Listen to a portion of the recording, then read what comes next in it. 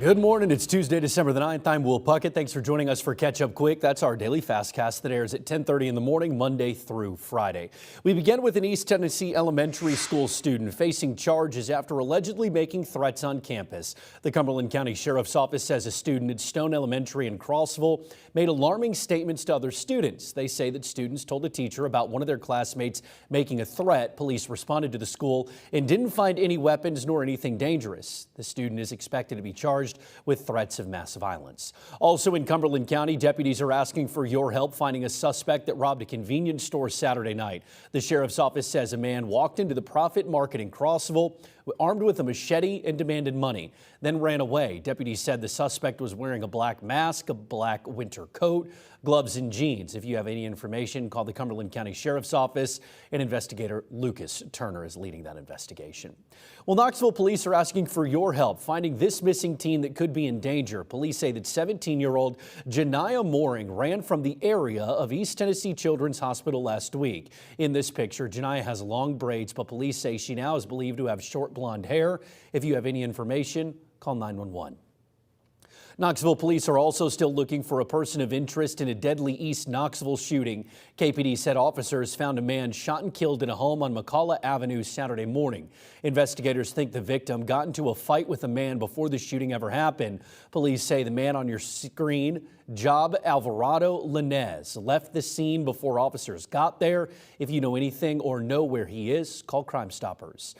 What will the city do with all of the land it owns in South Knoxville? This is something that city officials are now looking to solve. There is potential for using that land for keeping green spaces, also building some retail stores, but they're also already working on housing currently. The area south of the Tennessee River has been a lifetime home for a lot of folks, and Sylvia Woods is one of those lifelong South Knoxvillians. She still has some questions about the future of development there. They're putting all those houses, all those people, all those cars, and are we thinking about schools and roads and sewers and electric wires and things like that? Now, future City Councilwoman Karen Adams fills the seat representing the district soon. She says she wants community input ahead of any talks with developers. All of this is still years away. The city hopes to get quotes from developers next year. The city is also hoping to get about $25 million in federal grant money to help pay for the bridge to connect South Knox to UT's campus. Well, leaders in Anderson County are taking a closer look at Clinton Highway and Edgemore Road. That's because of groups asking for fundraiser donations at the intersection. County Commissioner Chad McNabb says people are in the roadway all the time on weekends, and he says fundraising and collecting money in this way can be unsafe. With the intersection being so busy, he says he's worried about someone getting hurt. It's a worry Debbie Turner shares. This is a busy road, and there are a lot of intersections around that are just too busy for that kind of thing. I think there's other fundraisers they could do that would be a little safer. Now, the proposal would require people to fill out a permit for fundraising and identify who is on the road for fundraising. Groups will be informed about the safety measures they should take in the roadway. This topic will most likely end up at the full County Commission on December the 15th. Well, folks in Lenoir City could soon have to pay more in taxes. City Council passing a first reading last night of a possible sales tax increase by 3/4 of a penny. The tax currently sits at 2%. Money from this increase would go to the Habitat for Humanity and Lenoir City Parks and Rec Department. If it passes during a meeting at the end of the month, it'll head to the ballot in November for folks to vote on. Well, if you take blood pressure medicine, check it. Glenmark Pharmaceuticals is recalling more than 11,000 bottles of Zyac. Officials saying the medicine could be cross-contaminated with traces of a cholesterol-lowering medication also made by Glenmark.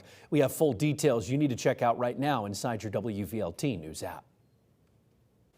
And now, your first alert forecast with meteorologist Belle Oliver.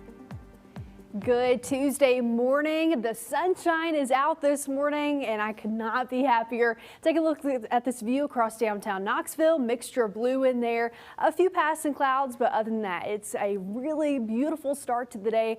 We have some clouds, especially towards southeastern Kentucky there, but everywhere else staying nice and clear, and we're not expecting any rain for today. Although it is still pretty chilly heading outside. Feels like temperatures are sitting into the 20s, especially as you're going out toward the Cumberland Plateau. feeling like 24 in Jamestown, still feeling like 34 here in Knoxville this morning, down to 32 in Townsend. So make sure you have the coat handy pretty much all day long. We have some strong winds today, a couple gusts up to 20 miles per hour possible later on this afternoon, which is going to make it feel colder as we look towards later on again into the afternoon. High temperatures will top out into the upper 40s today, but with the wind possible, it will feel more like we're into those mid and upper 30s as we look towards Tuesday evening. And we should see a lot of these winds pick up as we go into Wednesday morning, especially. So heading out tomorrow, expecting another chilly day with some breezy conditions possible, up to 30 miles per hour in some spots, possibly higher, especially on into the mountain peaks.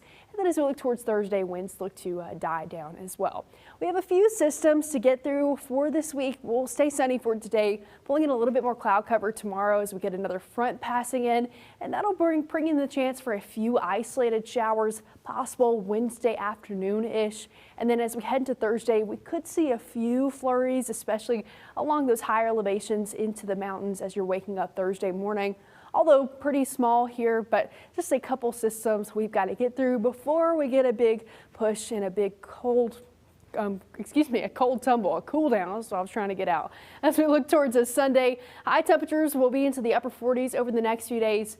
50 degrees for Saturday and then dropping into the upper 30s by Sunday afternoon. So definitely, if you haven't got out the winter coat yet, you're going to be needing it, especially for the later half of this weekend.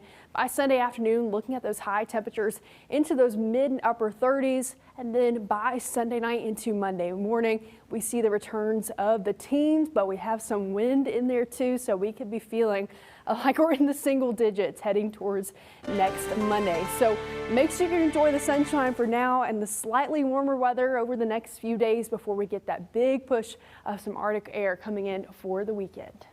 Arctic air, not what a lot of folks want to hear. Belle, thank you. Well, WVLT is proud to be your official station of the Vols in a big shakeup in the Tennessee coaching staff. Yesterday, Tennessee announced they're parting ways with defensive coordinator Tim Banks. This season saw one significant decline in Tennessee's entire defensive production. The Vols going from one of the top in the country last season to being ranked 92nd nationally this year out of 136 teams. Our media partner Brent Hubbs over at VolQuest.com talking about what he thinks caused Tennessee's defense to take a step back. You got to look at the fact that they lost their two corners and the injuries that they had there. Those were significant. But they didn't play the run well. They didn't get off the field well on third down. They just didn't play very sound, very well all year long. They felt kind of unattached at all three levels. There were very few times that they kind of played attached and together. Why that was the case, I don't know. I mean, I think that's what Josh Heupel has tried to figure out, and I think the end result was he felt like he needed a different voice to lead that defense, and that's where we are today. Hubbs adding that some names have been thrown around already, but no big lead yet. Linebackers coach William Inge will take over as interim defensive coordinator as the Vols get ready for Illinois in the Music City Bowl on the 30th. Well, Tennessee basketball is announcing that star forward Cade Phillips will have to undergo season-ending shoulder surgery. He injured that shoulder last season in Tennessee's SEC opener and then re-injured it in the offseason. Head coach Rick Barnes saying that Phillips will still help the team, even from the sidelines. They'll also submit a medical redshirt application for Phillips.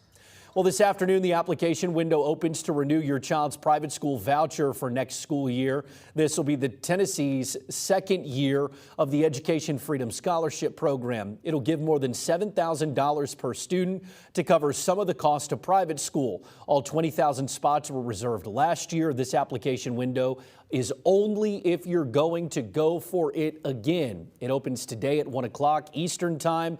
New applications will start on January the 13th.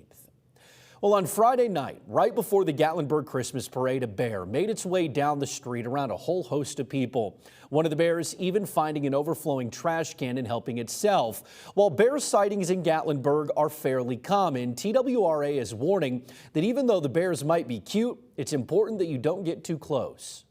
The difference, though, between a bear and a dog is that a dog will continue to come around for your affection, even if there isn't a food reward involved. Bears don't have that same gene to want to approach humans for human affection.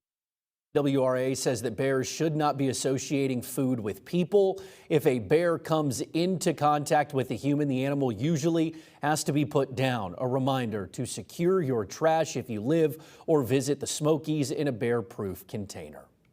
Well, Remote Area Medical and Knoxville Area Rescue Ministries, RAM and CARM, are bringing free dental care to East Tennessee. A mobile clinic will be hosted on this Friday, December the 12th at CARM's Knoxville location on Broadway. The clinic starts at 8 in the morning, and a lot of people usually show up to those, so you may want to arrive early to get the help you need. Well, a music legend making a stop in Knoxville next spring. Bob Dylan's Rough and Rowdy Ways tour is set to come to the Knoxville Civic Auditorium. Tickets go on sale this Friday the 12th at 10 in the morning. The show is April 14th of 2026. We have a link where you can buy tickets once they go on sale inside your WVLT News app. Well, it's the season of giving, and we're helping animal shelters in East Tennessee. We're teaming up with Visit My Smokies and Pet Resorts to get it done. Our Santa Paws event is happening Thursday from 9 in the morning until 6:30 in the evening. We are collecting pet supplies for young Williams and the Sevier County Animal Shelter. Things like food, toys, leashes, collars. You can find a list of what we need inside your WVLT News app. Just check the As Seen On section. Supplies can be dropped off in any pet resorts on Pet Resorts on Pet Safe Way and the Animal Shelter in Sevier County. Again, Santa Paws is this Thursday from 9 to 6:30.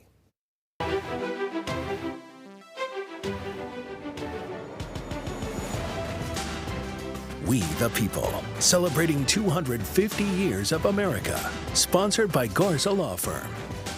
Well, on this date just 2 years ago, a tornado outbreak hitting Middle Tennessee. 7 people were killed, hundreds of homes destroyed. The Clarksville tornado was on the ground for nearly 48 miles and was 600 yards wide at its peak. The outbreak was part of severe weather across the southeast that hit that day. That's going to do it for us today on Catch Up Quick. We appreciate you joining us. You can stay up to date 24/7, 365 online at WVLT.tv, inside your WVLT News app, on all of our social media pages, and of course on all the streaming sites of WVLT+. We'll see you tomorrow.